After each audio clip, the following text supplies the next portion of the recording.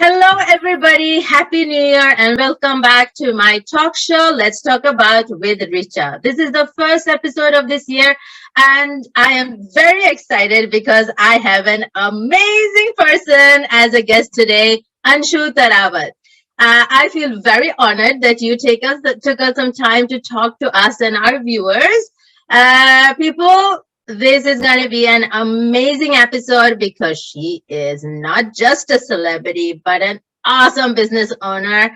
So thank you so much, Anshu, for agreeing to this. And please introduce yourself and let our viewers know all the amazing stuff that you do. Thank you for having me, Richa. A very, very happy new year to everybody out there and to you too. It's a great honor to be on this platform, and starting my year with this is something that's going to take it, as a crazy leap. So hello, everybody. My name is Anshu Taravath. As Richa said, yes, I own a brand, which is a fitness brand that's called The Future You.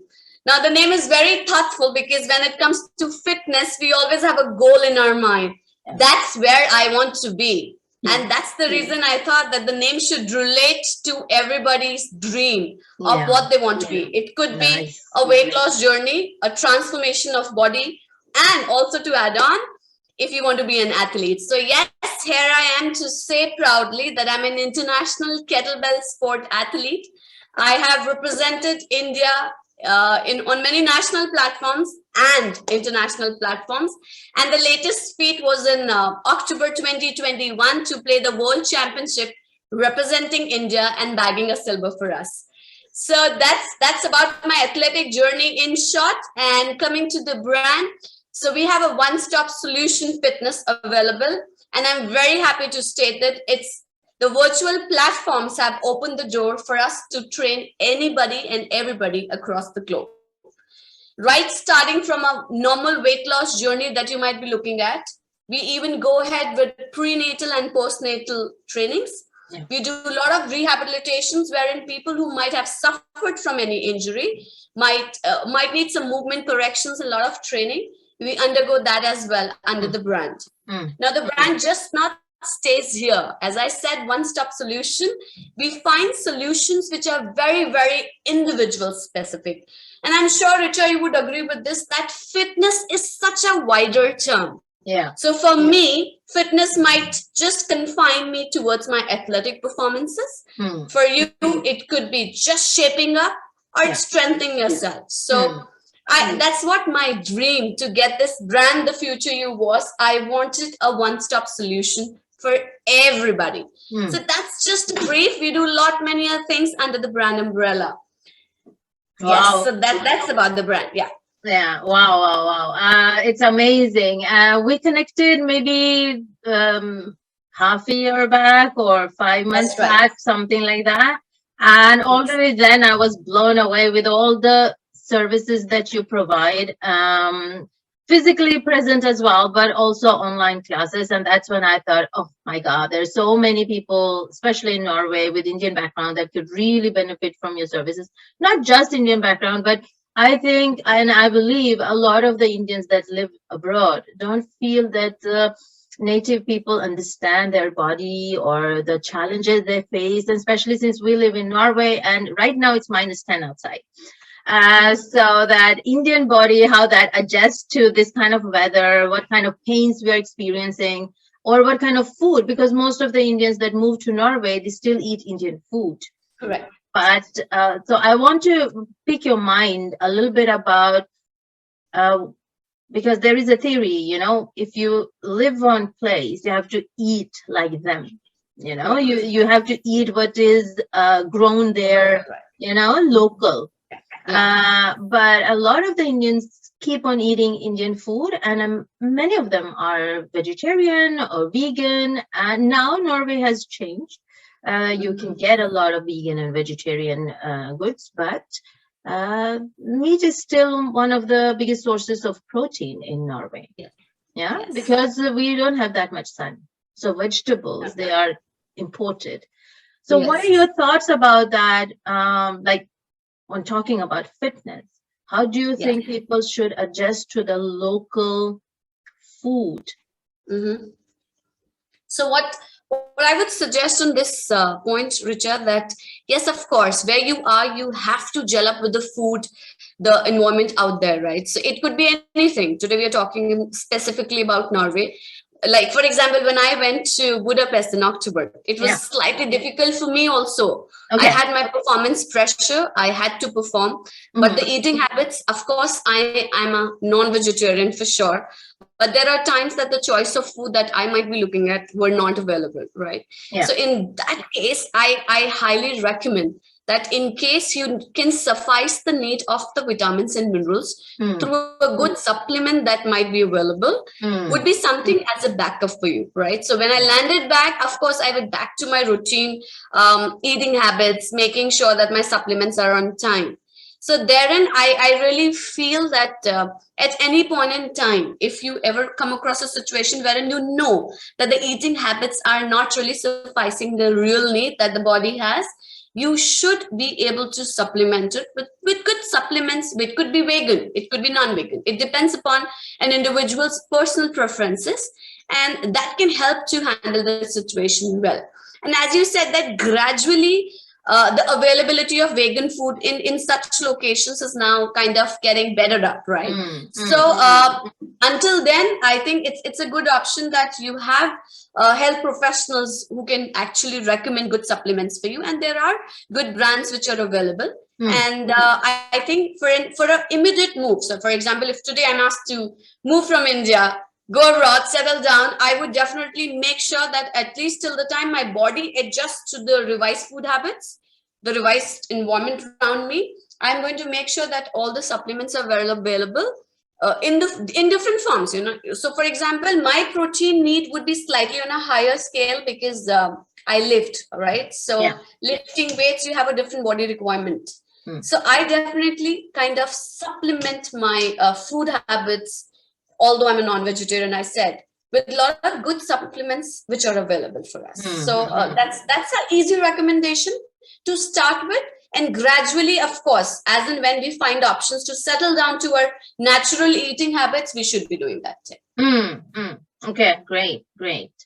That's fantastic. Okay, tell us a little bit about your athletic journey. How did you get into, first of all, I have to tell the viewers, I didn't even know that there was a sport of a kettlebell and that there was competing on an international level. And there were, so thank you, Anshu, for opening my eyes and, informing us. And that is so amazing that you being a woman, represent India, which is like कहते हैं ना सोने पे सुहागा. It's like it's so fantastic and wonderful to see that India always been forward in that thinking. I thought so. We had India, Indira Gandhi ji, and then we have women like you who can represent India, which makes us all so proud. But tell us a little bit about your journey. How did you get into that? Sure. So when I started this brand, the first thing that I decided just to get into a lot of certifications to qualify myself. As I said, so just to give you an inception idea of this brand. So when I delivered, I was almost 73 kgs of weight. And I really thought that I lost my identity because I had been a corporate professional until then for good 9-10 years. And I literally had to run pillar to post to get back to shape, Richa. It's very, very difficult. We started the conversation with this, that we need to understand a new mom. Mentally and physically, you are undergoing a lot of changes. There are a lot of changes in the body.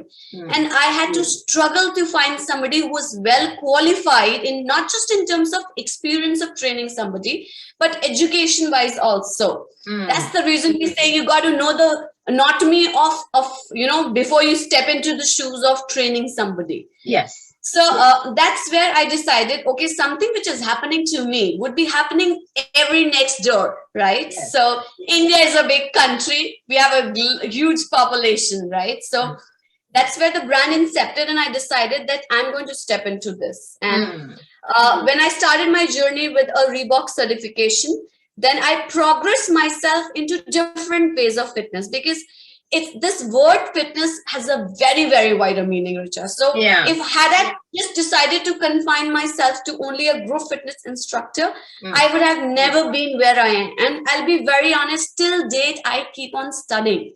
I keep on qualifying and re-qualifying so that different needs, different aspects. Like, for example, if you go to a cardiologist today, you will actually and you'll hear so many stories, different cases which come across, right? As a fitness professional, I also need to understand somebody is different from the other person that I might be training, right? The needs might be different. So that's where the kettlebell journey started, when I decided it's a very versatile equipment. Like, kettlebell is something you can even carry along, and even if you're on a vacation, and you can still get a very good workout. So I started certifying myself for this. Only till then, I was keen to just do it as a fitness module. But that's when I realized, okay, that this module is also available as a proper sport. So it's a Russian sport, and it's a registered Russian sport. We have got renowned international entities like IUKL, WKSF, and Kettlebell World League, for which I'm the group leader in India. So that's where I started 5 years before, and I started training for sport. And I realized, as you said, that even a mother can be an athlete, very rightly said that we always have this notion in our minds still, which needs to be, I think this needs to settle down too in India, that if you're a mom, if you're a homemaker, and of course, other responsibilities of the house, still you can be an athlete. So that's where my journey is heading to, as now I train somebody who's right from the age of 12 to the age of 61. And that is also one thing that I wanted to say. It's a true inspiration that what you're saying, that you only started 5 years ago, like with kettlebell, and now you are representing India. You're bringing home medals on international level. That means you don't have to be 6 years old or 3 years old to start this sport. I mean, you can start anytime. And it's all about, it's not about the age, right? It's about how much dedication you have and physique, if your physique allows you to do it. But I think, somehow every mom is an athlete, because she is a winner, she is a winner. She is a mom, and that in itself is, gold medal. I believe so. I mean, you won. You already won. And so I think it's very sad that women sometimes don't think that is enough, because the society feels like there is a lot of pressure that some women can do a lot of things, raise good children and have a business or be out there, and that pressure is there, as long as but it's about a mindset, right? So So I also feel kettlebell sport is, and have faith when I say this, it actually grows you up from here. So it's a mental endurance sport too. Like you said, that being a mother itself is a very, very big responsibility all of us have, right? So when it comes to sport, it builds you up not just physically, mentally you get trained, and have faith, it comes back to your normal life, and it gives you a lot of power wherein situations wherein we feel demotivated. Everybody has encounters every now and then in families, work pressure, everything. It gives you a lot of strength mentally to be able to fight those situations in a very, very effective manner. It has strengthened me, not just physically, as I said, mentally as well. I never thought, when I started my journey with kettlebell sport, so when I used to tell somebody, okay, with this body weight, I started with only 48 kgs, I remember. Okay, and I was lifting 8 kg bells. So people always used to question this. Will you be doing this? Can you do this? And today, by God's grace and your support, wishes, when I lift 16 plus 16 at a body weight of 56, 54, that's how I dwell on. So, that's my victory. That's my victory, because it's not just the body which takes you forward in the sport. It's also your mental strength. Yeah, definitely. But through this also, you are really encouraging and empowering women to, as you're saying, becoming even stronger mentally, but also physically. Tell us a little bit about the work you do to empower women and children to go into this sport. Sure. So as I said, that we have a brand which is into fitness, specifically fitness and sports both. So my main aim is very clear, that there are so many mothers out there who want to do something, but because of the responsibilities, as we discussed, right? We always take a back seat when it comes to developing ourselves back after that phase of life, which is a very beautiful phase of motherhood. Everything comes as a second priority. So even when it comes to my brand, all my trainers, mostly my trainers are female, right? They are the ones which are heading forward, working along with me. So that is one thing that I always cater to, that the brand, like the future you, gives them feasibility of working hours basis their convenience, right? So if I have a team of, let's say, 10-15 trainers working along with me, now somebody might be available at X time, somebody might be there, different time zones, different time specification. We're able to map that. And now coming to the sports thing, the inclusion of women and kids in sport. I mean, that's what my dream is, and it's getting true. As in, when I've returned back from Budapest, as I said, there are many females who have literally, they want to start their training now at different levels of age, wherever they are. And that's where the start has to be. The young girl of 12 years old, unfortunately, I'm not able to tell the name of the athlete right now, because we're going to be launching that kit soon on the platform. So it's so overwhelming to see parents also supporting now a girl child, saying you should be lifting weights, which you rightly said that we still need to change from here. India has drastically improved, to be very honest, and I feel blessed. I feel blessed to be in here. Everybody is now very supported in terms of females heading forward in different things. And it is very overwhelming to see that sports, wherein earlier we used to say weightlifting is not meant for females, that has completely changed now. So imagine the thought process of that father, who's actually so much, so good, so supportive to that girl, that she wants to train for kettlebell, and now she's taking the sport forward. Imagine the family support of a member of us who's 61 years of age. The family support she's getting, that okay, she wants to start at this age, Richa. So it's very, very overwhelming, and I'm very sure that we're going to take this forward. It's amazing. Yes. And India has changed radically the past 10, 15 years, I feel. It may be the 20 years, but it feels good, and it has to change. Also, the financial situation has changed. Then, of course, the mindset needs to follow as well, but it's amazing work that you do. And it's very, very inspiring that I believe if we can change one person's life, or give one woman a voice to express herself, then I think we have come far. And that is also my life mission, to be able to create platforms for others so they can succeed, to find their own expression. So when was your turning point, was that your turning point when you had your child and you thought, okay, I am a little bit, need to lose some weight or get fit again? Was that your turning point? Absolutely. So as I said that I was really into this postpartum depression, and I really wanted to get back to shape, because I never thought that we still lacked, that point in time, we lacked good professionals, wherein they need to understand, the changes that were happening to my body mentally. So I have a small child, right? I had very limited time to be able to come back to shape. So like 45 minutes, because the baby needs to be fed, and all those challenges. So therein is when I thought, Richa, that running pillar to post to just get back to shape, no, I think you really need to settle this out. I was a hardcore corporate professional, good 9 to 10 years of corporate work. So tell me about that life of yours, the corporate life. You say you've been in corporate for 10 years before you started with this. So you already have a business mindset, or what were you doing? So I was into corporate car leasing, and then other corporates as well. So hardcore sales professional that one in time.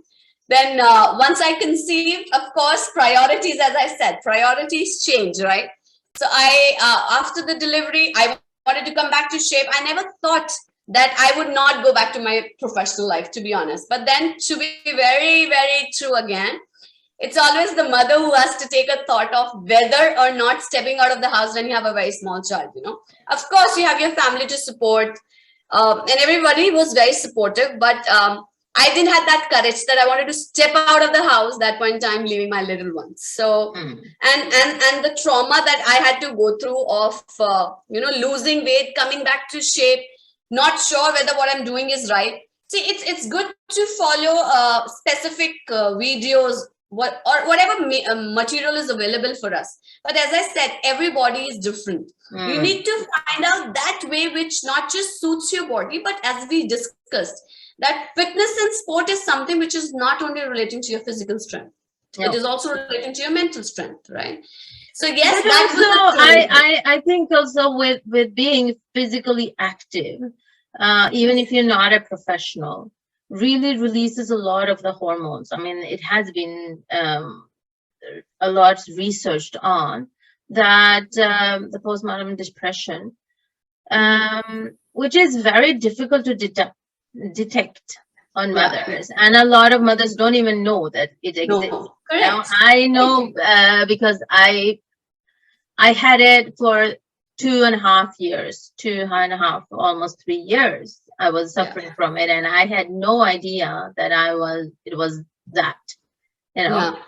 The only thing was that I was wondering why I couldn't feel so connected to my firstborn, as I should. Like the society say, you need to feel like this, or this is what is the natural. And when I was with my kid, yes, of course, I loved him. I could feel the love, but the connection that I thought was going to be natural was not there, you know. And so yes, so it is a very, very important issue that needs to be raised, and a lot of women need to get that information before, so they can see what kind of symptoms are there.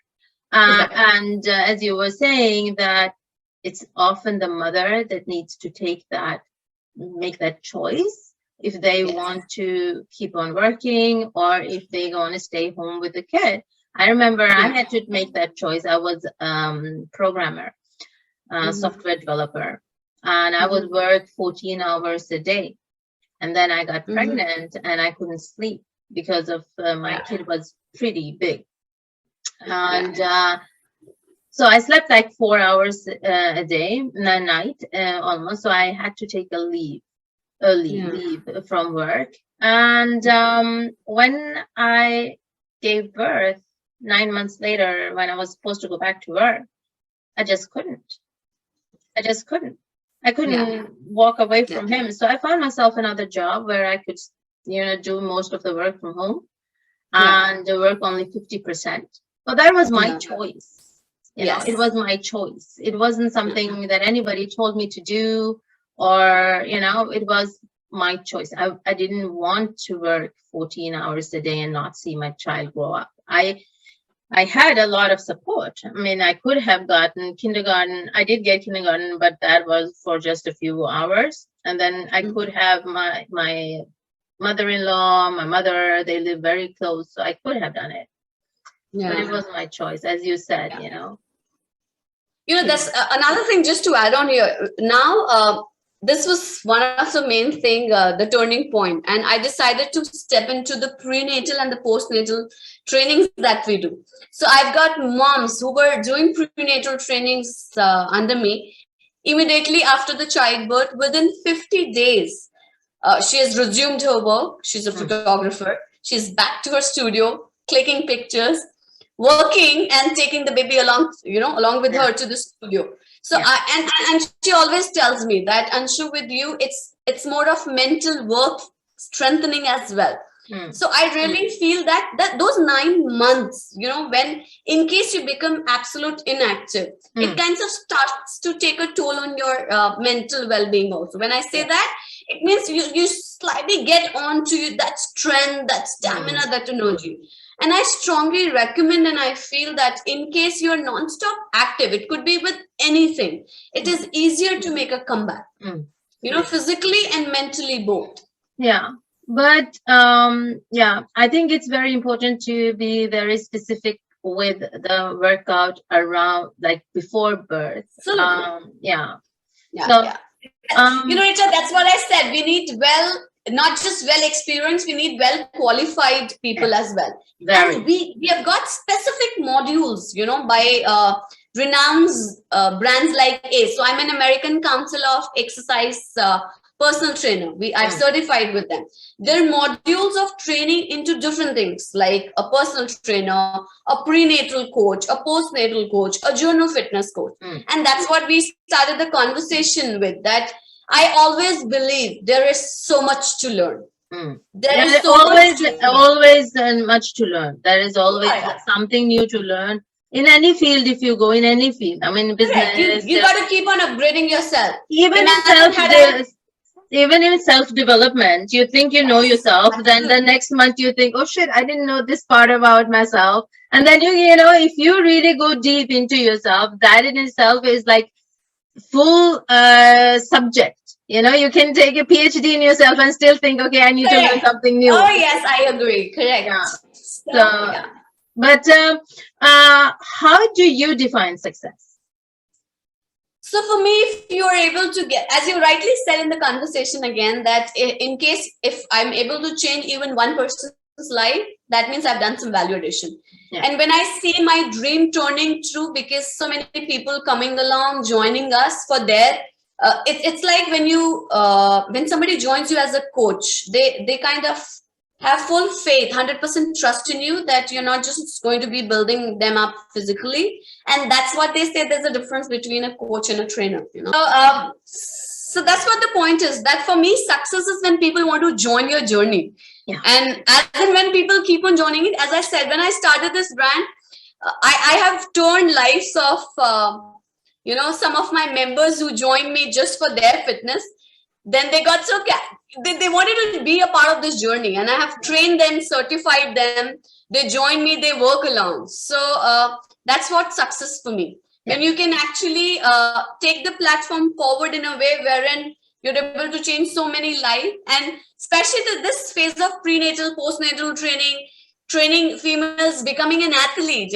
Every time they lift on the platform, it's so emotional, so overwhelming for me to see that, okay, somebody who was there inside four walls, today they are stepping on the platform and lifting for India. That's success for me. Wow, amazing. I can even, through the camera, I can feel that warmth and that you truly thrive on other people's success. That's so good. That's good.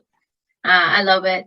So you're a woman, an athlete, a businesswoman, a mom, a wife, probably, a lot of other responsibilities.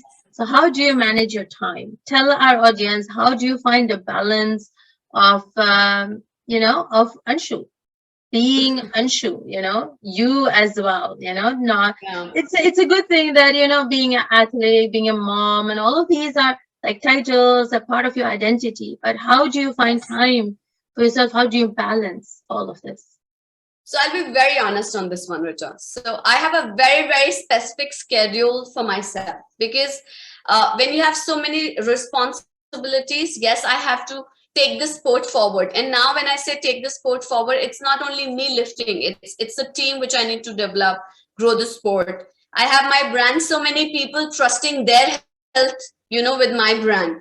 I have a team to take care, my responsibilities of being a mother, homemaker. I always say that I will always remain as a homemaker. So from that Anshu's time that we are talking about, I specifically and very categorically, I follow my schedule. There are days when I take, over the weekends, specifically when I say, that is the time when I kind of come back to myself, the entire week, what has been done, and the coming week, what needs to be done. That is my time. I want to always assess myself and my brand, my people, my own performances. Because see, every week cannot give you just ups. There are downs as well. Yeah. And it's very important to reconcile yourself. And that's my personal thought process. And I feel that if you reconcile with short notes, like rather than sitting on my journey for the entire month on the last week of the month, I would prefer to sit on the end of the week and assess so that the next week doesn't mess up. So that generally I take out times over the weekend to kind of, take a break as well, but at the same time, plan ahead myself. Yeah. Nice. Yeah. So planning and scheduling, that is the key. Yeah. And I'm very strict when it comes to maintaining the schedule. I'll be very honest. Abrupt things are there, but I've kind of now started, realigning myself also. See, I'm not a master to everything I say, but yes, it's your experiences that kind of give you a way to change, and change is the only thing which is constant for us. So true. That is so true. Yeah. And I believe that's so true. I've been meditating since I was 11 myself, and that has not changed, that I meditate, but the techniques do change, because I change as a person. I need something new, different every second year or every year. I need something different to involve myself, to go one step forward. So the time, the schedule that I do it, that does not change, but the content might change. But that is that's where you grow. Correct. So okay. So tell us. I want to hack some of your business mind. Please, please. Again, you become a part of us. Yeah. You interestingly opened this interview with the thought process of the name. The why you chose that name, which I thought was very interesting, because I also think, and I also believe, that a business or a logo means a lot if people can understand only by the name or the logo what this business is about. What are we buying into? Correct. There is one part which is the personal brand, which you're definitely building by not just by being an athlete, but also my mom and businesswoman and everything. You in yourself, you have a personal brand, but your business brand is also growing because of your personal brand.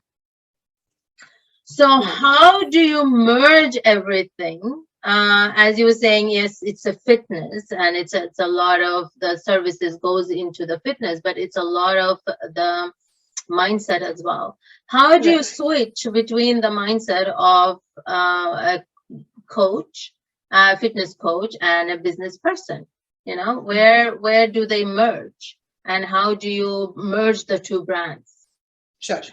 So the best answer for this is this profession is my passion. So, therein I say lies the mantra of my business. And till date, you will see me taking group classes, even if it's a small group of 4. I will still step in for master classes, take batches, because I want to be connected to where I started, Richa. Many aspects have changed in my career in terms of the brand, my own identity. You rightly said today, people relate that future you means Anshu Taravath, right? So they kind of come to the brand because of my existence, So my mantra is very clear. I want to stay connected to where I started from. And that's where the merger comes in. Nice. That my personal brand, my personal attention is always there. Today, if you ask me, I might have 100 members in my directory, right? But still, I would know them by name. Yeah. So you make sure that you are connected to the people, each and every one. Yeah. Yes. Amazing.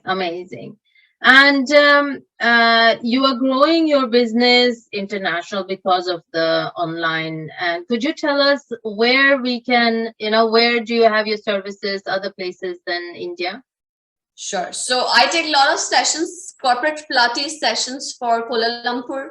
I take a lot of sessions for people in Germany as well. So a lot of locations wherein we are working. And it's not just that we are sticking on to sports. It's also to fitness. Like mat Pilates is something which people really want to go ahead with. See, because one thing, so I was yesterday, unfortunately, we couldn't catch up, and I was on one of the platforms, and this was one of the questions that during the pandemic, what is that innovation that the brand has got into? And that this is one thing that I always say, that the virtual platform has given us access to not just train people who can be closer to the physical setup. Sitting here, I take a mat Pilates session abroad, right? I might train an athlete abroad. I take rehab sessions virtually. So generally when we do rehab physically, you have equipments like a roller, you have TheraBands wherein we kind of, release the muscles and do it. But good stretching, good breathing techniques, these all also can be replicated to a virtual platform. And I've got live feedbacks on my Instagram, my people have written it on the websites with the live review that it helps. So various locations as of now that we are operating in. And the best part, as I said, we are not sticking on to one form of fitness. Now, people in the corporate might want to do just mat Pilates, but have faith. When I end my session with them, there are so many questions which come in specifically to just ask for a body stretch because they're tired of sitting for long hours in chair and working, right? So many other things. There, my expertise of being a rehab expert comes in, right?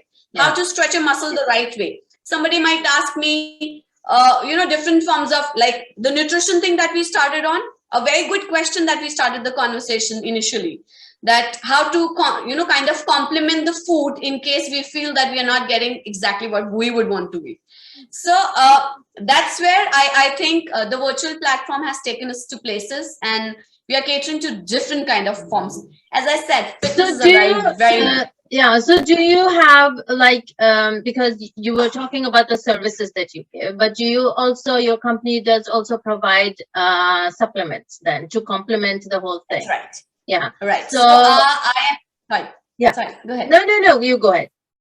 So I'm the brand ambassador for one of the products, which is again a brand called Zinzino, and I have tested the products on myself. I'll be very honest. So being a coach, being an athlete, you have people approaching you with many supplements, right? And everything has its own importance. I always want to prefer to something wherein I've tested it onto my own self, because recommendation is something which as a coach you have to do every now and then.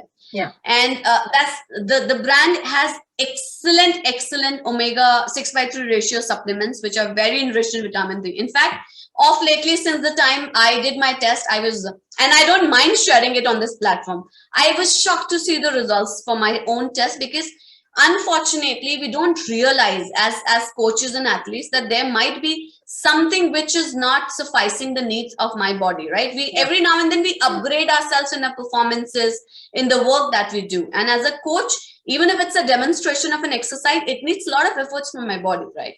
So I definitely take their supplements. Zino is definitely a brand wherein I have started taking the oil, essential oils, and I have been recommending the product to many of my members because I have seen a change in my recovery.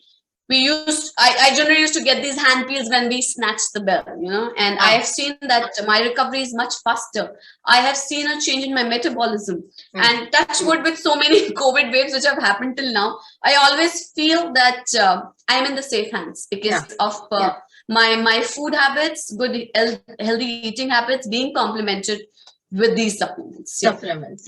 Yes. Yeah, that is so important. I think also that I realized a few years back that I had taken a lot of supplements when I was younger, but I was so sick and tired of taking it. So I thought, no, the food will give me what I need. I'll be as clean as possible with the food. But then I was shocked when I saw all of the research done from 1950 till 1998 and on outwards. So more than 50 years, they had been researching on food, and the nutrition that was in the food in the 1950s, only 1/3 or 1/8, some of the food that we eat today has the nutrition. Like, think if we want the same nutrition, we have to eat 8 times more of that kind of food. Like, so if I'm going to eat a bowl of spinach in 1950, this much was enough, right? To get enough of the nutrition. Now I have to eat 47 bowls of spinach this big, 47 to get the same nutrition. How am I able to eat 47 bowls of spinach each day to get the same nutrition? It's impossible. Correct. That is where the supplements come in. So supplements is not supplement anymore. Yes. I think it's a complement to your current. Exactly. It's a part of your food.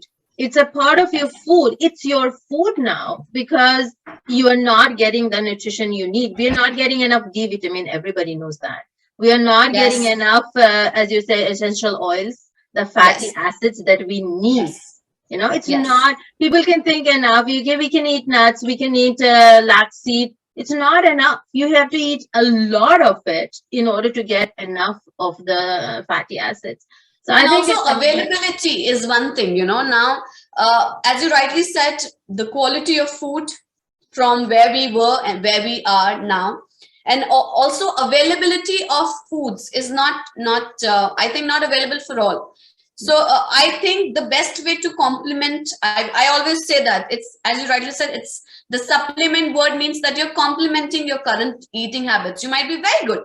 Like I generally eat good food, I would say, pretty good, healthy food. But I was shocked to see the results when I did the blood test, and I'm on a much better scale now. And I think instantly when you're constantly, kind of progressing with the intake of such supplements which are well authorized and tested with the due formalities, you start seeing results very soon. You start seeing a result by your own self.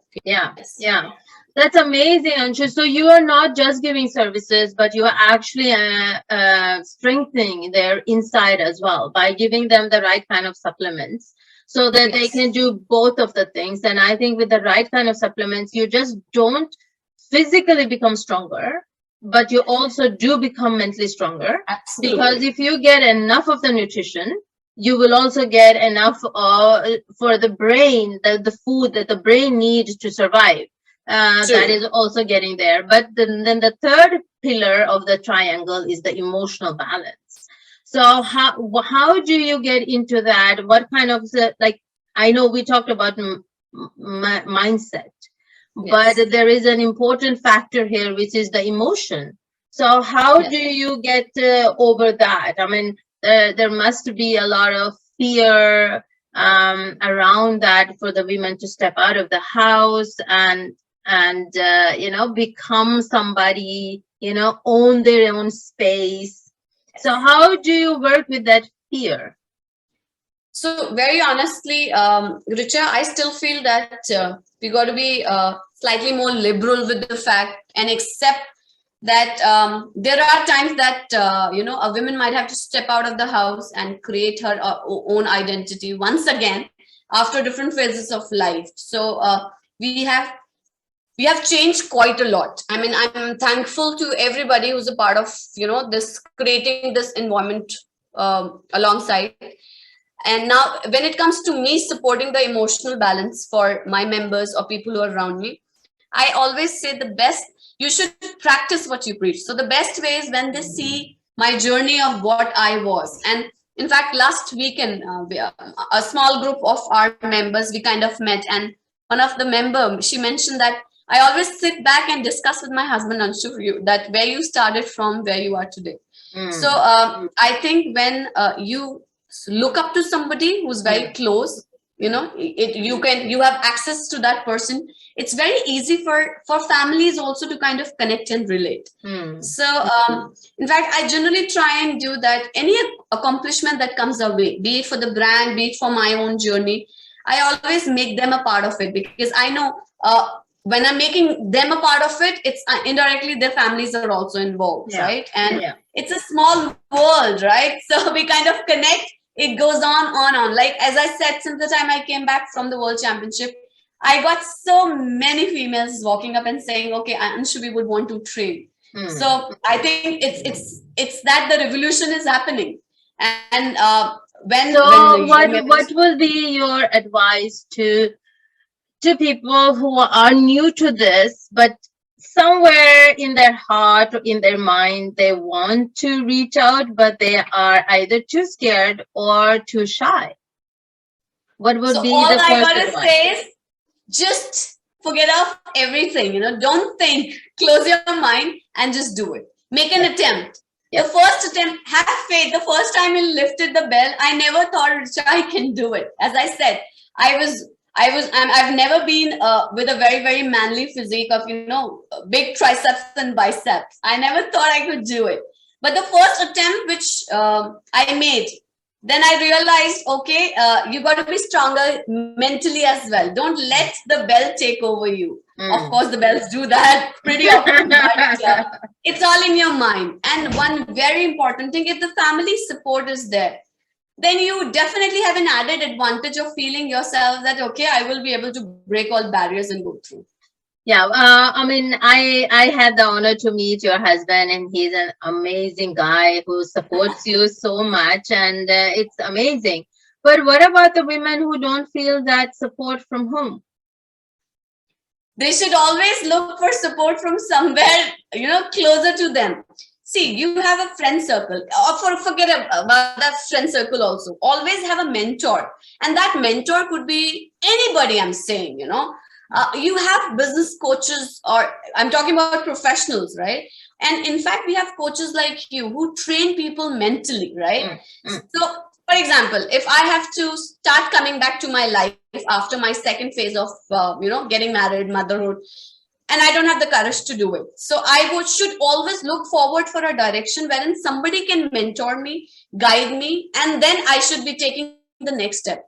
Because when you always have somebody behind your back, it is easy for you to, again and again, look forward for answers which you might not get on your own, right? So in case, just God forbid, in case you feel that family support is missing, we definitely have an option of coming to coaches like you, wherein people can always ask for help, share their emotional questions with you, discuss and talk, and we can be able to find any solution, I believe.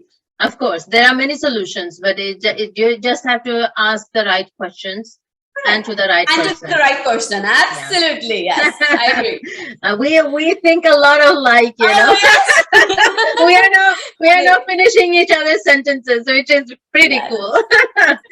Thank you so much, Anshu. This was so nice. Thank you for your time and a lot of wise words. And we are so honored to have you on the show. And we are so excited to follow you on this journey. And we are there to cheer you up. And we'll thank you. Yeah. So thank you for having me, Richa. It was great to speak with you. It was a very, very good heart-to-heart conversation. Look forward. Thank you. Thank you. Thank you so much.